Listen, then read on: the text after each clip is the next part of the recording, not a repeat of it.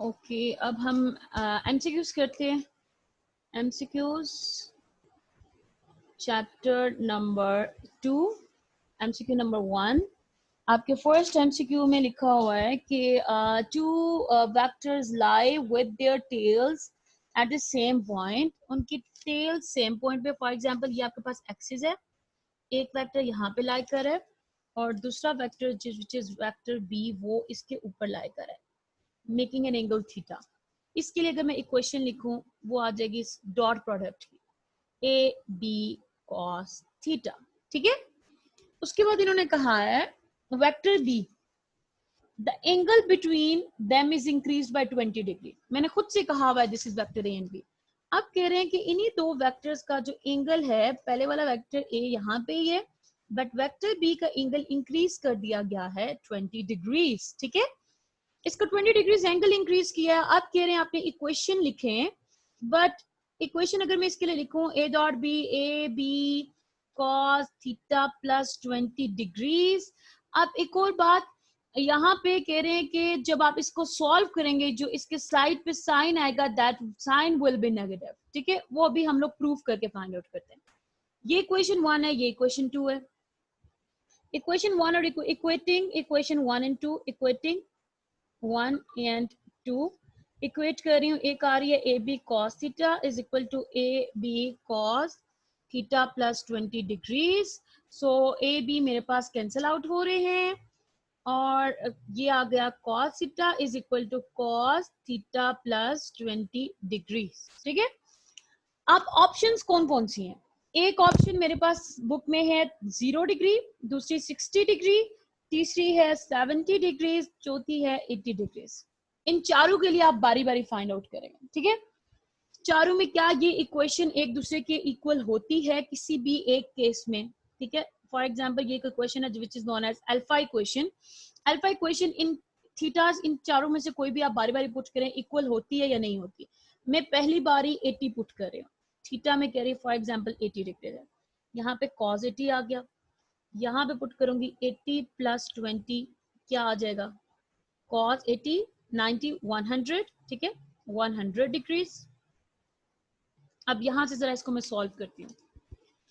अब अगर मैं कहूँ cos 90 minus 10 is equal to cos 90 plus 10, इसको जरा सॉल्व करते हैं। आपने आई होप आपने फॉर्मूला पढ़ा होगा, बट अगर ना भी पढ़ा हो तो आपने इसको सॉल्व करें, फार्मूला के थ्रू कराओ। मे बी आप लोगों ने किया होगा या नहीं किया होगा, फार्मूला करा देती हूँ। या आप लोग अपनी जो मैथमेटिक्स के स्टूडेंट्स हैं ये जाके आप लोग चैप्टर नंबर 10 में मैथमेटिक्स के ये फार्मूला करेंगे, और जो बायोलॉजी के हैं उनके लिए मैं जरा एक्सप्लेन कर देती हूँ। जो कॉस अगर अल्फा प्लस बीटा, इसका फॉर्मूला होता है कॉस अल्फा कॉस बीटा, साथ पे आता है माइनस आता है साइन अल्फा साइन बीटा। ये मैथमेटिक्स का फॉर्मूला है, ट्रिग्नोमेट्रिक का।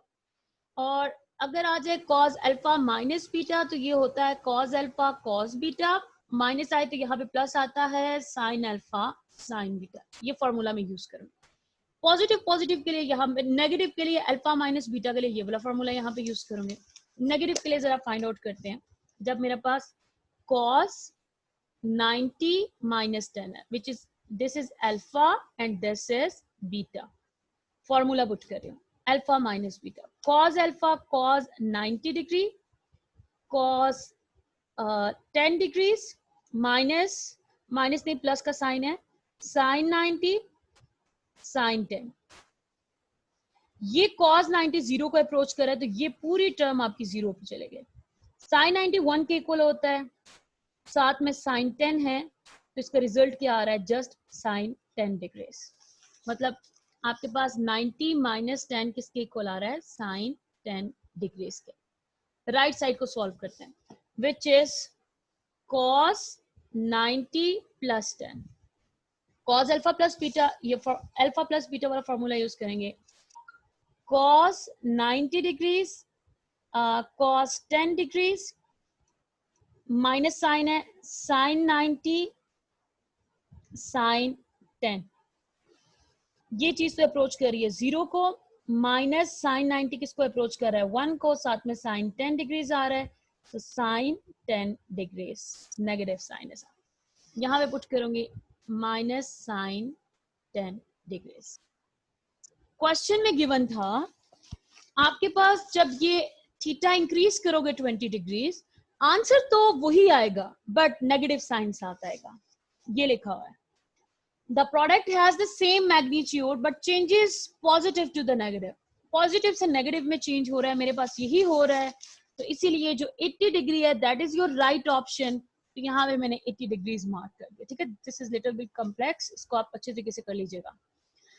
चलते हैं एमसीक्यू नंबर 2 पे। The minimum number of the unequal vectors magnitude required to produce zero resultant.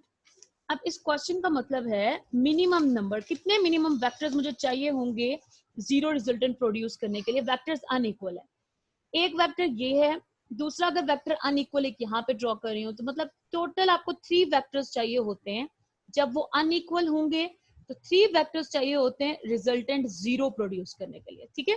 तो मैंने यहाँ पे क्या कर दिया, 3 मार्क कर दिया। अगर क्वेश्चन हो how many minimum number of vectors are required, vectors of equal magnitudes are required to produce zero resultant, यहाँ पे जस्ट इक्वल वर्ड यूज हो तो आपने याद रखना है एक अपवर्ड प्रोड्यूस कर दे फोर्स, एक डाउनवर्ड प्रोड्यूस कर दे, एक दूसरे के इफेक्ट को कैंसिल करके रिजल्टेंट जीरो आ जाएगा। तो अगर इक्वल वेक्टर हो तो 2 वेक्टर्स रिक्वायर होते हैं, अगर अनइक्वल हो तो 3 वेक्टर्स रिक्वायर होते हैं। चलते हैं थर्ड पे। If the resultant of 2 vectors each has magnitude A is also magnitude of A, the angle between the 2 vectors will be। अच्छा, अब रिजल्टेंट हमने फाइंड करना है 2 वेक्टर्स का, तो मैं एक रिलेशन यूज करूंगी जो आपने यहाँ पे हमने एक एग्जांपल में डिराइव किया था। मैं जरा बुक ओपन करती हूँ, पेज नंबर 52, ये है आपका वो रिलेशन, ठीक है, which is FR F square 2F square cos theta। ये आपके पास पेज नंबर 52 पे है। पेज नंबर 52 का रिलेशन यूज कर रही हूँ, page number 52। This is your MCQ number 3।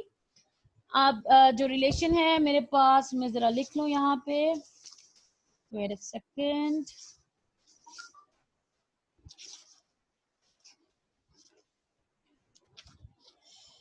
FR is equal to F square plus 2F square cos theta, इसको square root में रखा।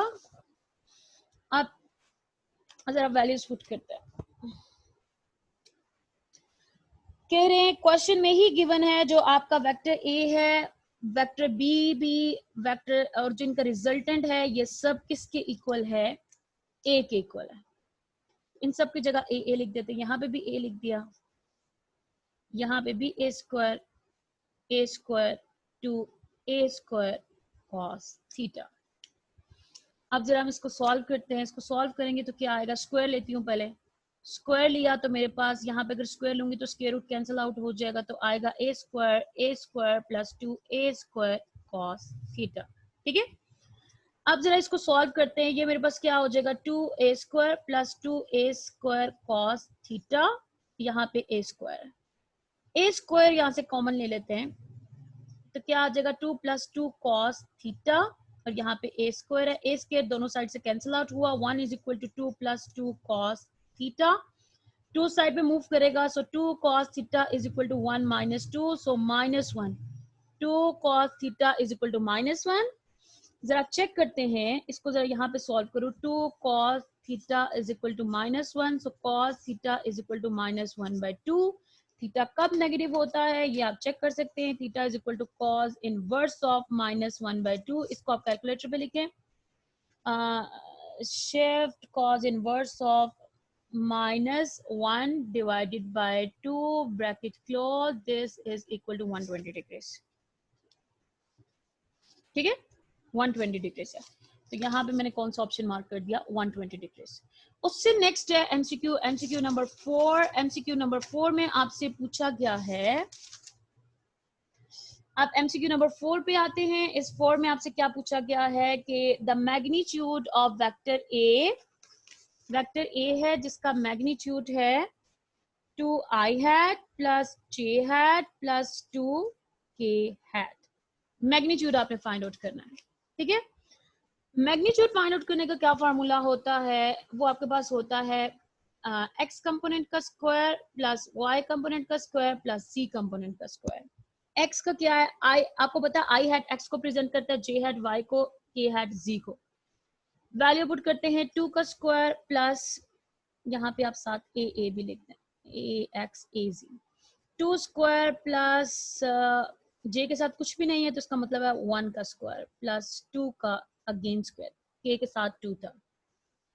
इसको फाइंड आउट करते हैं, 4 plus 1 plus 4, 4 for 8, 9, square root 9 which is 3, तो 3 आपके पास आ रहा है मैग्नीट्यूड, ठीक है। तो राइट ऑप्शन इज 3, मैंने 3 को मार्क कर दिया। उससे नेक्स्ट है which is 5, one force F X, MCQ number 5, आपके पास जो फोर्स है F X that is 3 newton, force F आपके पास 5 न्यूटन है, आपने F Y component find out करना है। F Y component find out करना है, जरा आप इसको सॉल्व करते हैं। हमारे पास जो मैग्नीट्यूड का फॉर्मूला ऊपर वाला ही यूज करेंगे, F is equal to square root F X square plus F Y square, और हमने ये चीज फाइंड आउट करनी है। तो इसको जरा फाइंड आउट करते हैं, पहले स्क्वायर लिया दोनों साइड्स पे, F square is equal to F X square plus F Y square, हमने ये फाइंड आउट करना है। एफ वाई स्क्वायर को यहाँ रहने देते हैं और F square minus F X square, F square की क्या वैल्यू है, 5 square minus 3 square, 25 minus 9 which is 16, F Y square, so F Y इसका स्क्वायर रूट लेंगे तो ये आपके पास आ जाएगा 4, तो ये राइट ऑप्शन इज 4 न्यूटन, जो कि मार्क्ड, ठीक है। उससे नेक्स्ट आपके पास MCQ number 6, a meter stick is supported by knife edge at 50 centimeter mark, ठीक है। नेक्स्ट एमसीक्यू पे चलते हैं, which is your MCQ number 6, metre stick is supported by a knife edge, एक मीटर स्टिक थी, इसको support किया हुआ था एक नाइफ एज से, और 50 सेंटीमीटर पे, मतलब इस सेंटर ऑफ ग्रेविटी अगर 100 मीटर रॉड है आपके पास, 100 मीटर है, ठीक है, 50 सेंटीमीटर पे उसको बैलेंस किया हुआ है। कह रहे हैं कि Arif Hanks message of 0.4 kg, एक 0.4 kg हैंग किया, और दूसरा कौन सा हैंग किया, 0.6 kg। 2 kg मैसेज को इन्होंने हैंग किया, किस किस पॉइंट पे किया, एक को किया 20 सेंटीमीटर पे, दूसरे को किया 80 सेंटीमीटर पे। पहला वाला 0.4 kg, 20 अगर यहाँ से 0 स्टार्ट हो रहा है तो 20 यहाँ पे आएगा, 20 सेंटीमीटर पे अटैच कर दिया 0.4 kg, और इसी तरह 80 सेंटीमीटर पे अटैच कर दिया 0.6 kg। अब एक थर्ड मैस है जो आरिफ के पास है, which is 0.3 kg, इसको कहाँ पे हैंग करेगा तो ये आपके पास बैलेंस्ड रहेगा। अब हमें पता है यहाँ पे ऑलरेडी एक काफी बड़ा वेट है, यहाँ पे मैंने अगर हैंग करने की कोशिश की तो क्या हो जाएगा, तो ये तो बिल्कुल भी बैलेंस नहीं होगा। अंडरस्टूड से बात है, किसी इस साइड पे किसी पोजीशन पे हैंग करना है, तो यहाँ पे फिलहाल मतलब इस साइड पे हैंग करना है, तो यहाँ पे मैं खुद ही रैंडमली एक पॉइंट रख रही हूँ विच इज 0.3 kg, ये लेंथ फाइंड आउट करनी है, ठीक है। सब वेट्स के नेम रख देते हैं। फॉर एग्जाम्पल जो मेरे पास वेट है, ये जो वेट है दैट इज W1, ये जो वेट है इसको मैं कह रही हूँ ये मेरे पास W2 है। अब ये वाला जो वेट है इसको मैंने कह दिया ये W3 है, ये 3 डिफरेंट वेट है। अब जो W3 का डिस्टेंस है which is known as L3, L3 आपने फाइंड आउट करना है। W3 की वैल्यू है 0.3 kg, W1 जो है वो है आपके पास 0.4 kg, और W1 के जो डिस्टेंस है वो आप देख सकती हैं 20 मीटर यहाँ तक है, ये 50 मीटर है। 50 से सब्ट्रैक्ट करें 20 मीटर तो यहाँ का डिस्टेंस आएगा, 50 से 20 सब्ट्रैक्ट किया तो ये 30 है, तो 30 सेंटीमीटर आया L1 डिस्टेंस। अब इसी तरह हम फाइंड आउट करते हैं W2, W2 की जो वैल्यू है, wait a second, okay, W2 weight जो है वो आपके पास 0.6 kg है, और W2 का जो डिस्टेंस है वो ये बीच का डिस्टेंस आपने फाइंड आउट करना है। ये 80 है और ये 50 है, 80 माइनस 50 क्या आएगा आपके पास? 30, 5 6 7 8, यस 30 सेंटीमीटर, ठीक है। सो L2 इज 30 सेंटीमीटर। अब जरा हम लोग इसके अकॉर्डिंग मोमेंट जरा कैलकुलेट करते हैं। ये डाउनवर्ड है, ठीक है, डाउनवर्ड फोर्स एक्सर्ट हो रही है। अगर आपके पास इस मिड पॉइंट पर मार्क कर रखे, ये वाली फोर्स डाउनवर्ड है तो ये एंटी क्लॉकवाइज रोटेट कर रही है। Torque produced by τ1 is anti clockwise positive sign. W weight 3 का जो टॉर्क है ये भी डाउनवर्ड है, तो टॉर्क 3 भी मेरे पास क्या आ गई? पॉजिटिव। उसके अलावा आपके पास अब ये जो इस साइड पे टॉर्क प्रोड्यूस हो रहा है, इस साइड पे जो टॉर्क प्रोड्यूस हो रहा है आप देख सकती हैं ये इस मार्कर को क्लॉकवाइज डायरेक्शन में रोटेट करेगा। अब देखिए ये फोर्स डाउनवर्ड है ना, यहाँ पे फोर्स अप्लाई करे क्लॉकवाइज रोटेट करे। यहाँ पे मैंने क्या लिख दिया? Negative T2 is equal to 0। हमने फाइंड आउट करना है L3। फॉर्मूला इनके पुट करते हैं, L1 W1 plus L3 W3 minus L2 W2 is equal to 0। Value जरा इनकी पुट करते हैं। L3 वाली वैल्यू को जरा मैं यहाँ पे रहने देती हूँ, बाकियों को जरा उधर ले जाते हैं। W2 और माइनस L1 W1, इनको यहाँ पे ऐसे सेट किया, सब मार्कर्स सूख चुके हैं। So L3 is equal to L2 multiplied by W2 minus L1 multiplied by W1 divided by W3। Values put करते हैं। L2 की क्या वैल्यू है? नेक्स्ट पेज पे करते हैं। L3 इज इक्वल टू, पहले मैं फॉर्मूला लिख देती हूँ ताकि आप लोग कंफ्यूज ना हो। W2 minus L1 W1 divided by W3। L2 की जो वैल्यू है, L2 की क्या वैल्यू है? यहाँ पे मैंने लिखी हुई थी 30 सेंटीमीटर। W2 0.6 माइनस L1 की क्या वैल्यू है? 30, W1 0.4, W3 which is 0.3 kg। इसको जरा सॉल्व करते हैं। Bracket open, 30 multiplied by 0.6, bracket close, subtracting with 30 multiplied by 0.4, bracket close, divided by 0.3, answer is 20 centimeter। आपके पास ये है scale, this is 50 centimetre mark, 30 centimetre पे यहाँ पे एक बॉडी अटैच थी, एक यहाँ पे 30 सेंटीमीटर बल्कि 20 सेंटीमीटर पे यहाँ पे अटैच थी। अब कह रहे हैं इस पॉइंट से 20 centimetre, keep this thing in mind, इस पॉइंट से 20 सेंटीमीटर आपने अवे मार्क करना है। 20 सेंटीमीटर मतलब 50 माइनस 20 सेंटीमीटर, सब्ट्रैक्ट करें 50 से, जरा 20 को सब्ट्रैक्ट करें, 50 माइनस 20 सब्ट्रैक्ट करें 30 सेंटीमीटर। मतलब स्टार्टिंग के पॉइंट से 20 पे एक मैच हैंग हुआ है, उससे आगे 10 करके 30 आता है, 30 पे आपने दूसरा मैच हैंग करना है। मैं दोबारा बताती चलूं, आपके पास 20 आ रहा है, ये 20 आपके पास जो मीटर रॉड था यहाँ पे 50 था, ये यहाँ पे इसका 20 कह रहे 20 सेंटीमीटर 50 के अकॉर्डिंग यहाँ पे देखिए ये 20 आ रहा है। बट अगर स्टार्टिंग जीरो से चेक करना है कि कहाँ पे वो पोजीशन बनती है, तो 50 minus 20 which is 30 centimetre, so 30 centimetre is right option. ठीक है, तो यहाँ पे मैं कौन सा ऑप्शन मार्क करूंगी? 30 सेंटीमीटर। बाकी उससे नेक्स्ट देखते हैं, उससे नेक्स्ट एमसीक्यू है, एमसीक्यू नंबर 7 है। कह रहे हैं आपके पास जो ए एक्स की वैल्यू है वो 1.5 सेंटीमीटर है विच इज पॉजिटिव, और ए वाई जो है वो नेगेटिव है, -1 है। आप बताएं कि कौन से क्वाड्रेंट में लाइक कर रहा है। ये फर्स्ट है, ये सेकंड है, ये थर्ड है और ये फोर्थ है। हमें पता है हमारे पास एक्स एक्सिस फोर्थ क्वाड्रेंट में पॉजिटिव होता है और वाई नेगेटिव होता है। देखिए एक्स पॉजिटिव है, वाई नेगेटिव है, इसका मतलब है फोर्थ क्वाड्रेंट में लाइक कर रहा है। ठीक है, एक्स पॉजिटिव है, वाई नेगेटिव है, इसका मतलब है फोर्थ क्वाड्रेंट में लाइक कर रहा है। तो यहां से मैं कौन सा ऑप्शन मार्क करूंगी? डी। ठीक है, बाकी हम एमसीक्यूज कल सॉल्व करेंगे। हैव अ गुड इवनिंग, अल्लाह हाफिज।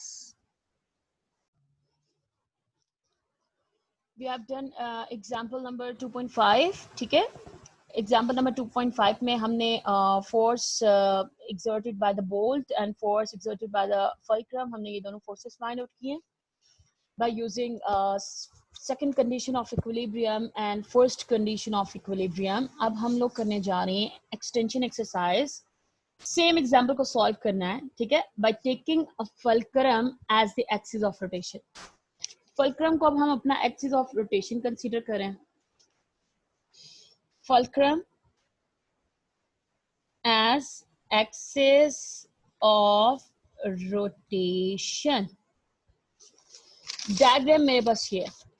अगर इसको मैं एक्सिस ऑफ रोटेशन कंसीडर कर रही हूँ, this is my axis of rotation, इसके अकॉर्डिंग मैं सारे मोमेंट्स लूंगे.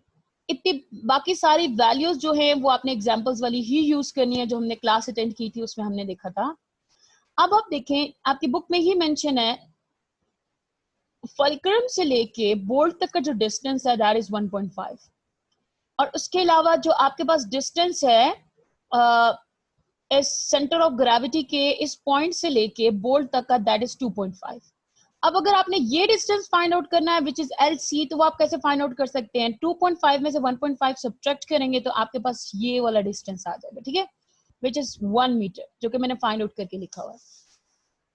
उसके बाद बात करते हैं सेंटर ऑफ ग्रेविटी से दूसरा हाफ भी 2.5 है, ये वाला हाफ भी 2.5 है. अब हिना जो फोर्स डाउनवर्ड में एक्सर्ट कर रही है उसका फुलक्रम से कितना डिस्टेंस है वो देखा जाए तो that is 2.5 plus 1 which is 3.5.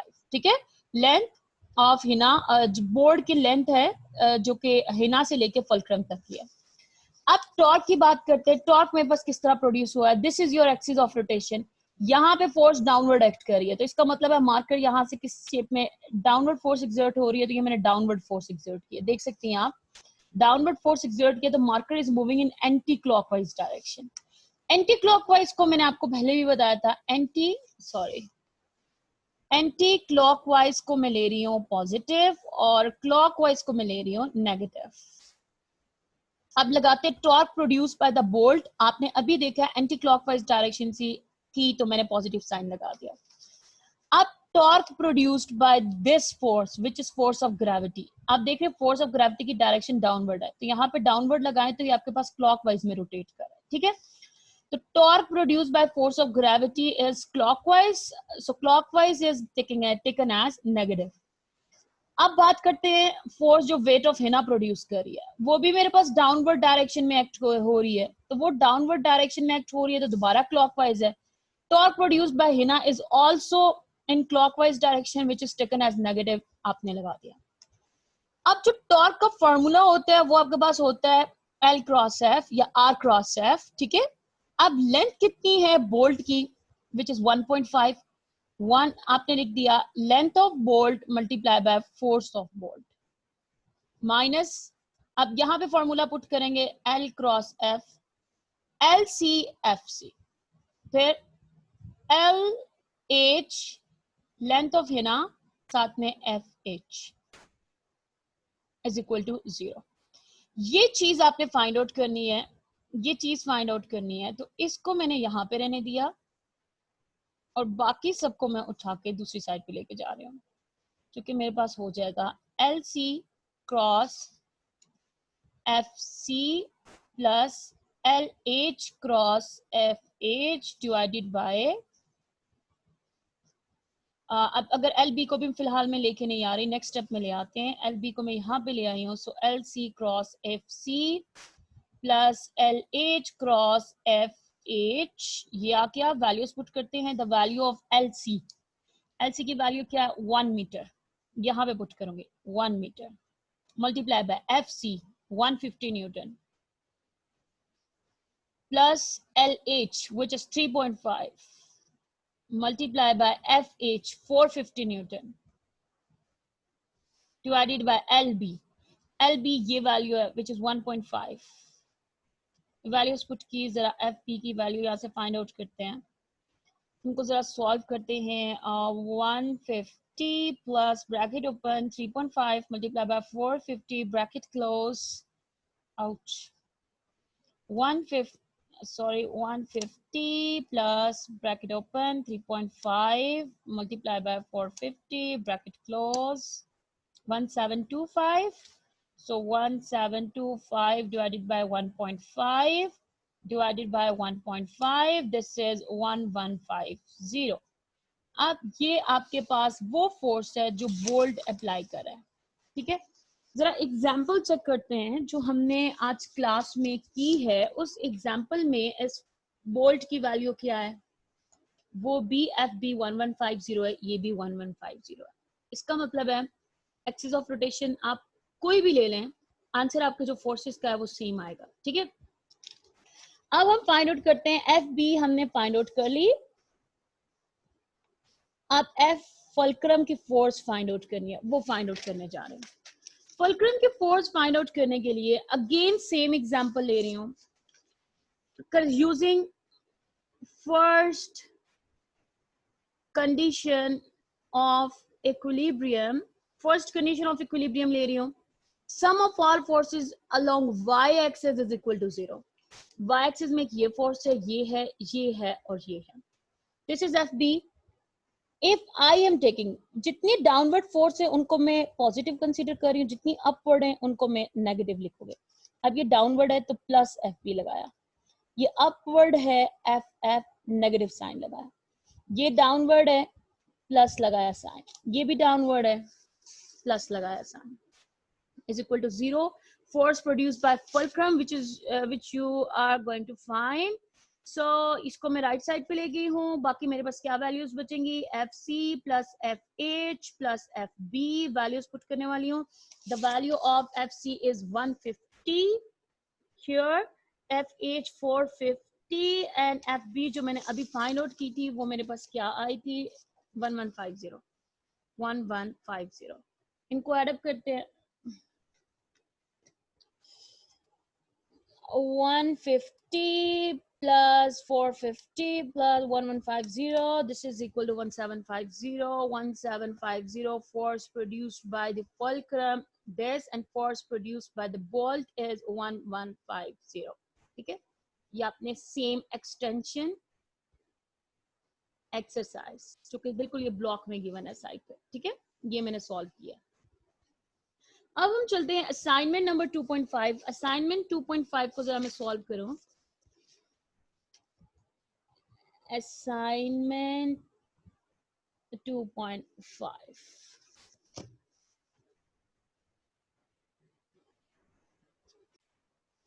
Okay.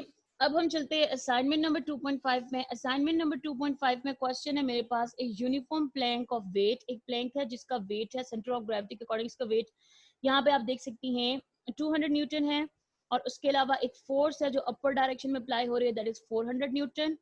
एक पर्सन है जिसका वेट ही 400 न्यूटन है, वो यहाँ से मूव कर रहा है इस पॉइंट की तरफ, ठीक है। टोटल जो आपके पास प्लैंक है उसकी जो लेंथ है that is 6 metre. Centre of gravity से लेके इस कॉर्नर तक, ठीक है, जो लेंथ है दैट इज 3 मीटर। इस पॉइंट को मैं पॉइंट ए मार्क कर रही हूँ, ठीक है। मैं कह रही हूँ let's suppose this is my point A, यहाँ पे भी पॉइंट ए मार्क कर देती हूँ, सॉरी यहाँ पे।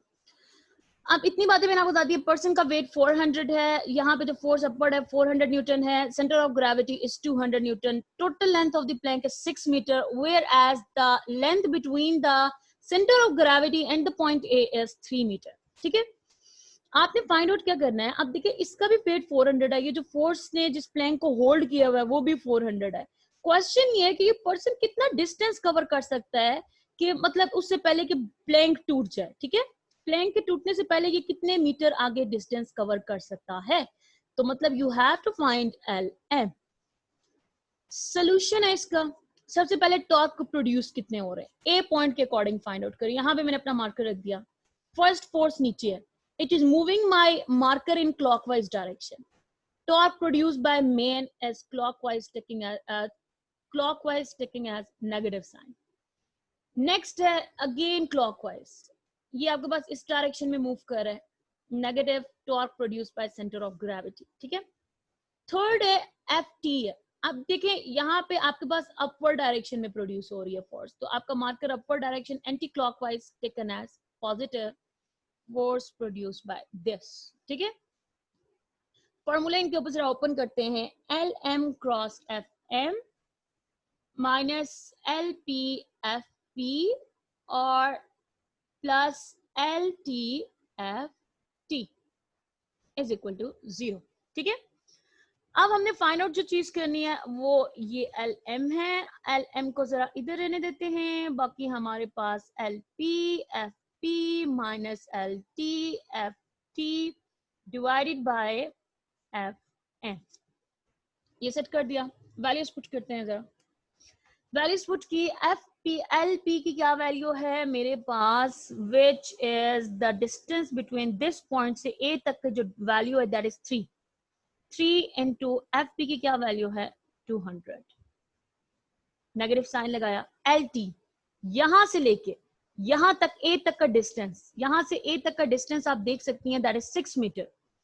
6 मीटर मल्टीप्लाई बाय 400 न्यूटन। ठीक है, अब divided by F M. F M की क्या वैल्यू है, जो वेट है पर्सन का दैट इज 400। जरा इसको सॉल्व करते हैं। Bracket open 3 multiply by 200 bracket close minus bracket open again 6 multiply by 400 bracket close, this is this divided by 400 Newton। आपके पास जो आ रहा है that is 4.5। so 4.5 इतना अगर पर्सन इस साइड पे मूव करेगा तो आपके पास क्या होगा, राइट साइड पे अगर पर्सन मूव कर रहा है 4.5 मीटर डिस्टेंस है, यहां तक पहुंचते पहुंचते ब्रेक नहीं होगा। जो ही 4.4 तक पहुंचेगा ब्रेक नहीं होगा, मतलब यहां पे पहुंचेगा ब्रेक नहीं होगा। जो ही उसने क्लिक किया 4.5 पे अपना स्टेप रखेगा तो आपके पास जो प्लैंक है वो क्या हो जाएगा, ब्रेक डाउन। मैं रिपीट कर देती हूँ, आपके पास ये असाइनमेंट थी, असाइनमेंट का क्वेश्चन था, एक प्लैंक था, ये पर्सन है, इसके ऊपर बताना है कि ये जो फोर्स है ये भी 400 न्यूटन है, इसका वेट भी 400 न्यूटन है, कितने मीटर डिस्टेंस ट्रैवल कर सकता है। ठीक है, जो कि एल एम है, एल एम हमने फाइंड आउट करना था। आपके पास जो वैल्यूज हैं, सबसे पहले टॉर्क फाइंड आउट किया, इसको मैंने अपना एक्सिस ऑफ रोटेशन लिया, एक्सिस ऑफ रोटेशन के अकॉर्डिंग मैंने टॉर्क्स फाइंड आउट किए।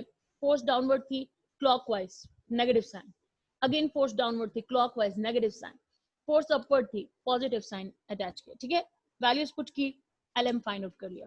ठीक है,